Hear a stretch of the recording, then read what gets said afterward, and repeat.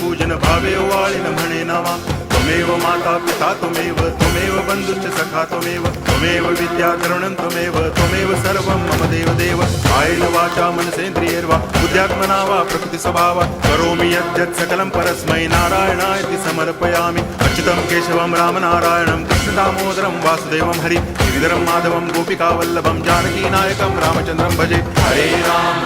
Ram